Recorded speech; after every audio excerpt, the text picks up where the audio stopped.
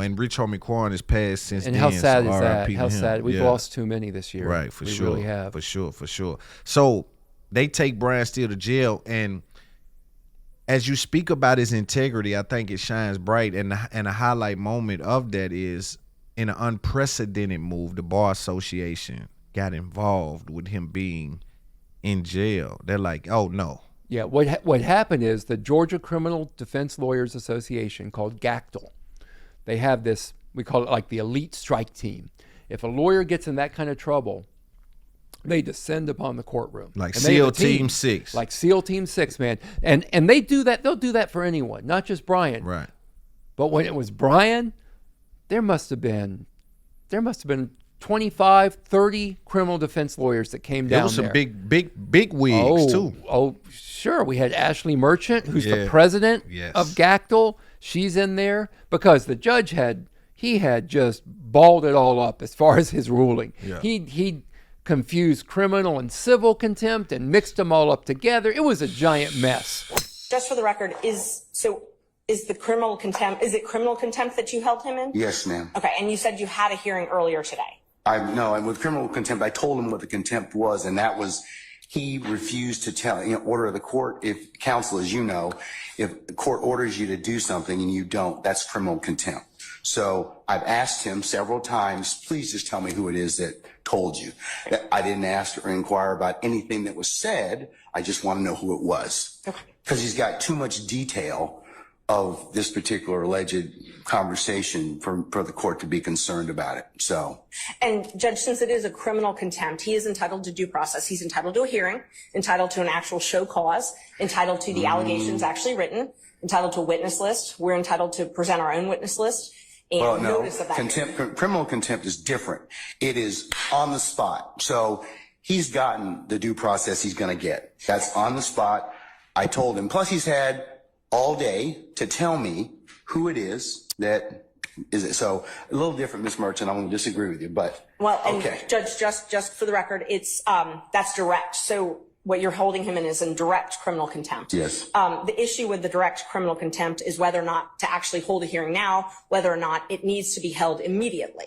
And the problem is, if you hold him in direct criminal contempt, as you're saying that you did, you are a witness to that proceeding. And so it has to be referred to another judge. Doesn't require recusal. You actually have to sua sponte send it to another judge because you are a witness to the proceeding. Show me the case law that says that, Ms. Yes, Merchant. it is Henry McClarty. It's 152 Georgia App 399. And Judge, I'm not the only one here. There's quite a few other lawyers that want to be present in the court. There's about 20, 25. The challenge is I have space allocations, as I told you. So you can, like I said, since you are representing him, that's fine. He told us, Mr. Steele told us that. Anybody else, because I have security concerns as well, and we have to vet people to come in, then they can go to 8H, and they can certainly watch the proceedings from there. Okay. And Judge, for security purposes, they're all attorneys. They're all members of the bar. I can give you all their names. He still would have to be searched and still would have to be subject to the court's protocols. And also, there's room in the jury box, and then there's room in the courtroom. So we would ask that they be allowed I to. don't want them in my jury box, okay? No. I understand. May one additional attorney come in, then Alex Susser. And we're here on behalf of GACTL for our strike force. He is the chair of the strike force. I'm the president of the Georgia Association of Criminal Defense Lawyers and also a member of the strike force. So can he come in as another attorney co-counsel? And I distinguish your two cases that you've given me thus far. so those were only the initial two. I had a couple others. Okay, go ahead. As well. Yes. So Ramirez versus State, it's 279, Georgia 13, 2005. It also You said 279 Georgia what, I'm sorry? Georgia 13. Georgia 13? Mm-hmm. It's a 2005 case. Right. And it defines direct contempt and explains that it must actually interfere with the proceedings to be direct. There's also a couple other cases on that. No. He cannot be held in the law states, McClarty, which I cited to you earlier. And it's true that direct summary contempt, which arises in the presence of the court, intends to scandalize it and or hinder or obstruct the orderly process of the administration of justice. The preservation of order and decorum of the court is exempt from due process requirements of notice and hearing. And that's even Moody. It goes back to 1974. So I believe that Mr. Steele's, he can file whatever motions, but his particular actions in this case, I just want to know who told him this. That's all. I'm not asking him to release or otherwise tell any conversations, but I just want him to tell me that. And Judge, so that's what you want, but that does not conflate to a contempt. Your desire for him to answer your question does not mean that you have the power to hold him in So contempt. you can come into court, Mr. Merton, and not answer a question of the court and not be held in contempt? This is a question the court's permitted to ask. And it's our position, if we had a hearing, we could explain to the court why he is not required. First of all, the court accused him of eavesdropping. That is a crime. He has a Fifth Amendment privilege against answering those questions. Rule 1.6 protects all confidential information that is gained not from your client, but in representation of your client.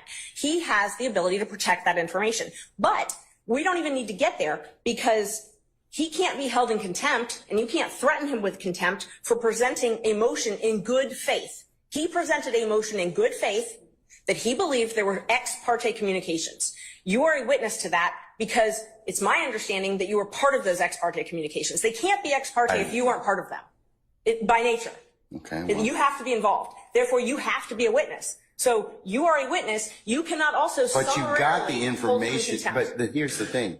You got the information allegedly from an improper methodology. I'm not saying that he eavesdropped. Okay. I said that one of the things is it's either one of two ways. So, Ashley had to get them there and straighten them out. It was, I have to tell you, being relatively new to criminal law just over the past 3 years or so, the criminal defense bar, criminal defense lawyers, the tightness of this group, the camaraderie, the respect, the teamwork. I haven't seen that in the areas of law I've practiced in before. Right. And it is really special. And it was all brought home to me on that day. That's why we took a picture outside on the courthouse steps. A lot of us did. Right. Because it was so great to see. And we talk about our criminal defense brothers and sisters because that's kind of how we feel about each other. Yeah. If I know if I need anything, any help with anything, I can go and ask a question. I'm going to get 10 people to help me out. Right. That's why I'm a little more comfortable going out on my own. Right. Yeah. Nah. I got these people out there. I think, bro, I like that camaraderie too. Like to see, like, oh, that's what I expected. Yeah, you like, mess with us. Yeah. I don't want to say it's like the Marines. We used to joke in college about like you mess with some Marine kid, you're going to get like 100 Marines around That's a you. fact. And you mess with a criminal defense lawyer like what happened to Brian Steele, and we're going to be there for you. And they're going to be filing paperwork to paperwork. It's going to be all kind of stuff going on. Yeah, you don't mess with us unless you got, you better have your shit together. Yeah, for sure. Seriously. We can talk, Woody. Yeah. Okay. What do you like about Lil Woody? I like who Woody is now.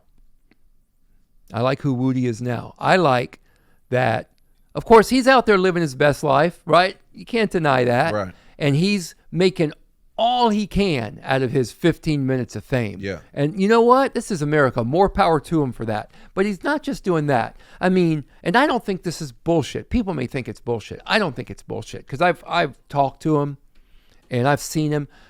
He's going to church. He's getting baptized. I think that's real. Yeah. I think that's real. I've looked that man in the eyes. Now, he could disappoint me. People have disappointed me before, but I think that's real. And I see him talking to young men, saying, don't do this shit, respect your elders. He's out there in the community doing that. So I respect that too. So I have respect for that. Right. Yeah. No, do you think his word hold any weight over there where he's saying that? I don't know. His neighborhood, I don't know. If it seems like from the outside looking in, it seems like he can move around his neighborhood freely and okay. He seems to be. Yeah, he's not hiding. Yeah. But what about, again, we talked about how Judge Glanville wouldn't allow him to testify on his own terms because for him, again, it felt like he wasn't corroborating what the state had put forward, right? Yeah. But I don't know, man. I wonder. We talked about Montauk and the immunity, so I just want to kind of talk about how they dangled the immunity for the